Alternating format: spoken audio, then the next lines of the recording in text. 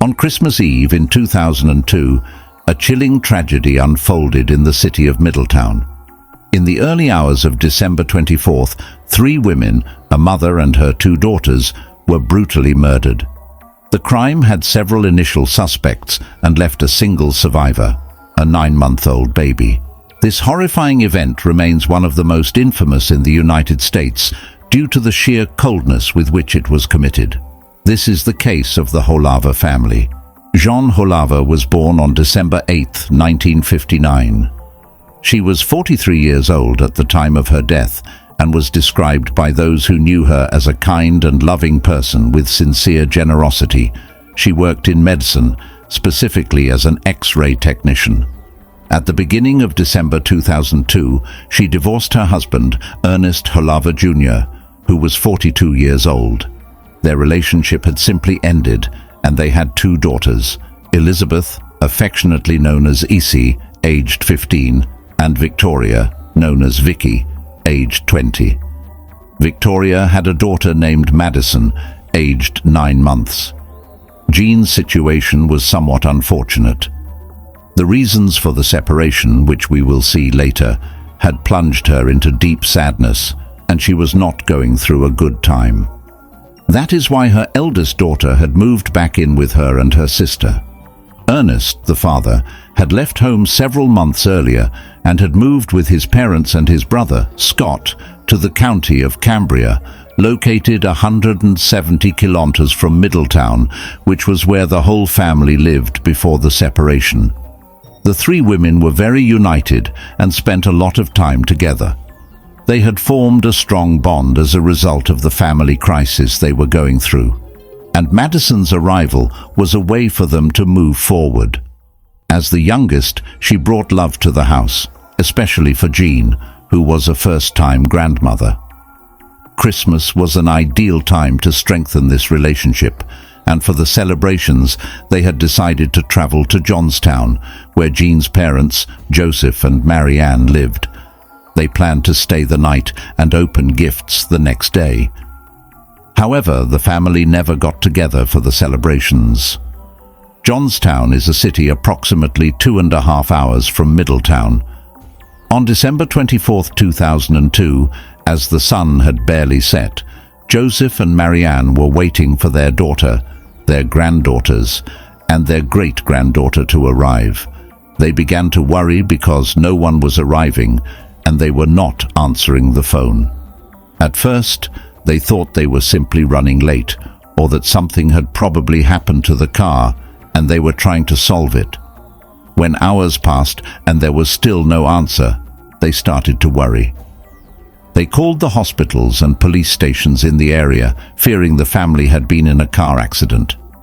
They explained the situation and asked the authorities to check on their daughter's house to make sure everything was okay.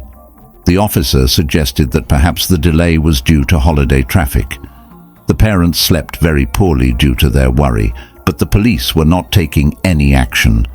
The next day they tried calling again, but received no answer. So they decided to call the police again and explained the entire situation. This time the police insisted and asked an officer to go to Jean's house to check on them. At 7 in the morning, a city police officer received the notice to go to 800 North Union Street. When he arrived, he saw nothing strange and rang the doorbell several times. When he received no answer, he went to the back of the house and noticed something odd about one of the windows. The garage door was broken and poorly closed, so the officer entered cautiously, announcing himself as police. The door led directly to the kitchen through a very small hallway. When the officer entered, he found Jean's body. There was blood, and it was obvious she had been shot in the head. The officer called for reinforcements upon realizing it was a murder. The reinforcements arrived quickly and cordoned off the crime scene while waiting for the homicide detectives. The police officers began to search the house, and at one point they heard a baby crying on the first floor. They found an even more disturbing scene. Victoria, known as Vicky, was lying in a pool of blood at the doors of the house. Her sister, Elizabeth, had also been shot in the head, and in her arms was her little daughter Madison. The baby was crying inconsolably, having spent many hours without food or drink. Although a subsequent medical examination indicated that she was in good health, it was very fortunate that she survived this situation. The officers then entered Elizabeth's room and discovered the teenager's body in the bed with a gunshot wound to the left eye. It is known that she was the only one who fought with the murderer, as there were burn marks on her hands. The police analyzed the incident and concluded, after interviews with relatives, that Jean was in the kitchen because she always started her day very early, precisely at 4 in the morning. This assumption is based on the first shot. The police concluded that Victoria had gone quickly to her sister's room to try to protect her, which is why her body was found in the hallway before entering the room. Otherwise, the house did not show signs of disorder or a recent robbery, making it clear that this was not a random attack or a poorly organized robbery. With the little information they had at that moment, the detectives began the investigation to try to solve these murders. As usual in such cases, the police first investigated those closest to the family. The first person to have an alibi was the husband, who was hundreds of kilometers from the house and was with his family, who confirmed his presence there. Despite the history of a divorce and problems, the husband was not a suspect. Upon inquiring with the neighbors, several mentioned that a man had visited the Wholaver house several times in recent weeks. This man was Stephen Chapman, who was involved in buying and selling antiques. Several neighbors considered him merely a scrap metal collector and were suspicious of his visits to the neighborhood. Additionally, some mentioned a rumored secret relationship between Stephen and Jean, but this was neighborhood gossip without any substantial evidence. The police did not find this information credible. When they found Stephen, he claimed to be a happily married man, and his visits to John's house were purely for business. He readily agreed to let the police search his house. His testimony revealed that he frequently saw Jean because she was selling things after her divorce. Another person targeted by the police was Francisco Ramos, Madison's father. It was known that his relationship with Victoria was strained, and records showed that officers had to visit their house several times due to domestic problems.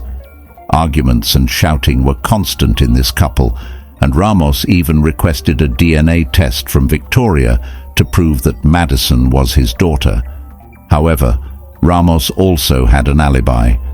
At the time of the murder, he was an hour and a half away from the Wholaver house. The police also investigated Victoria's ex-boyfriend, Turner Higgins. Although their relationship had been on and off, it was known that he had become very attached to little Madison. This attachment suggested that he would not harm the baby during the attack, which contradicted the idea of leaving the child without food or protection.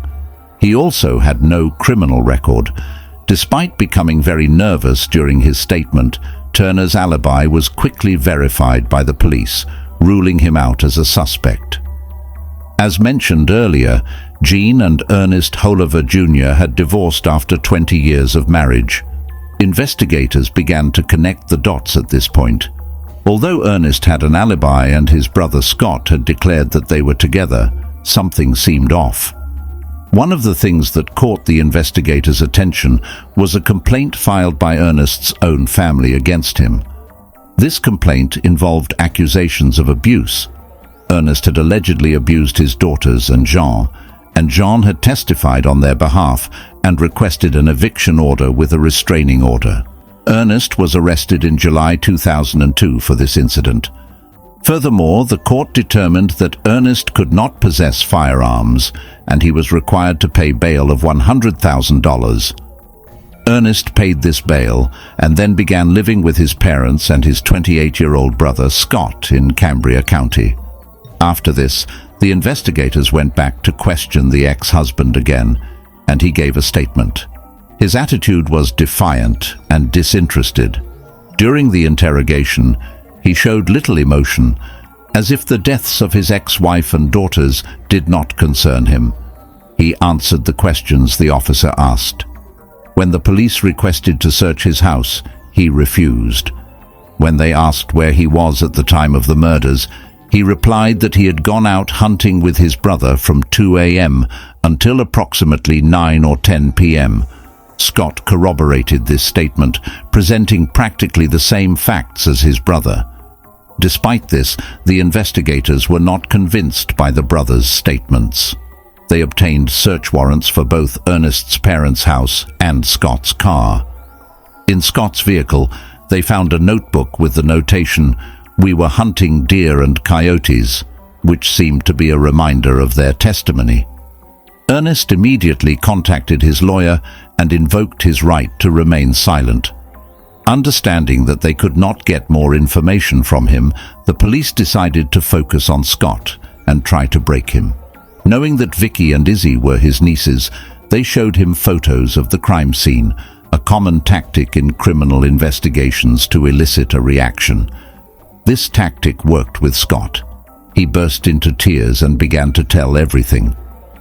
He revealed that shortly after moving in with his parents and brother, Ernest's mood was irritable and he was angry all the time. On some occasions, he had expressed a desire to shoot Jean. Scott's story revealed that on the night of December 23, 2002, he went to a bar with Ernest for a few drinks.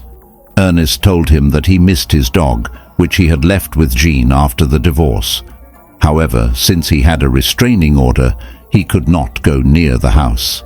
It should be noted that the dog had died a few months earlier, and Ernest was unaware of this, as John had not informed him, likely due to the restraining order and the history of abuse. Ernest then asked Scott to take him to his ex-wife's house. Although Scott felt it was not a good idea, he eventually gave in. They left just after midnight. Although the trip between the two cities was 2.5 hours, they arrived at Jean's house around 4 a.m. Scott drove slower than usual to persuade his brother not to go, but it didn't work. Scott told the police that he parked on the corner of the street. Ernest then took out dark clothing, a mask and gloves from the back seat, put them on, and completed the outfit with his uncle's gun. Scott admitted that he did not react and simply let his brother enter his ex-wife's house dressed like that with the gun.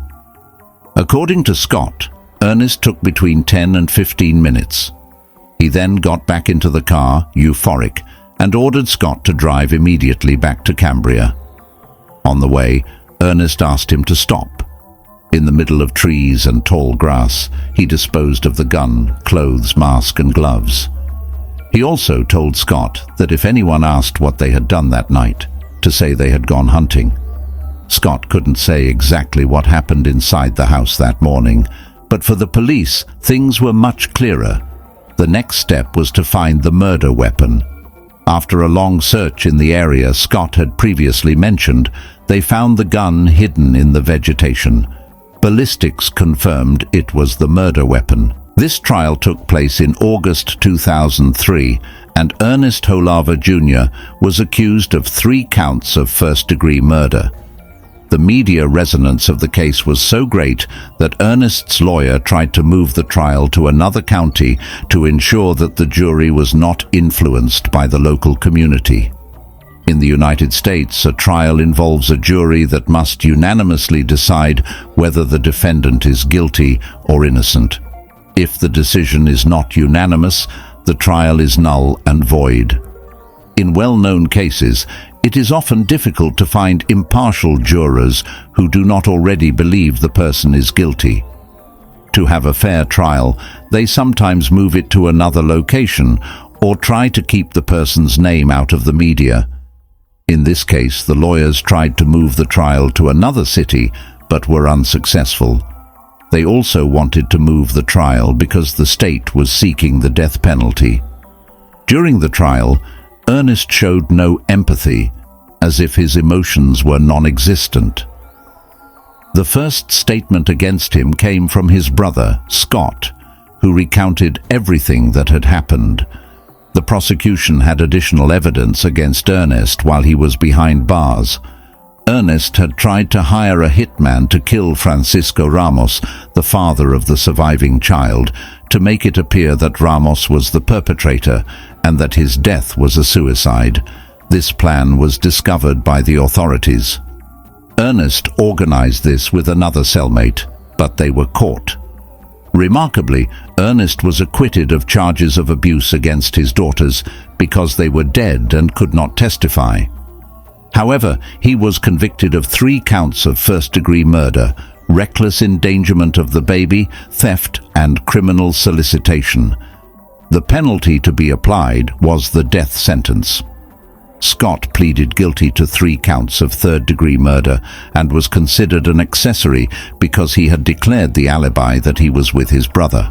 As mentioned before, when you lie in your declaration, you are involved in the case and face criminal charges as an accomplice. His defense lawyer tried to convince the jury that Scott had been forced and harassed by his brother, despite his repentance and cooperation with investigators. In the end, Scott was sentenced to 12 to 25 years in prison. As for little Madison, she is currently a teenager living with her father, Francisco Ramos, who was almost a victim of Ernest. Ernest Wholaver Jr. has filed multiple state appeals, and his case is now being deliberated at the federal level. He is still on death row. As the Wholaver family case unfolds, it's clear that the tragic events of that Christmas Eve continue to resonate deeply.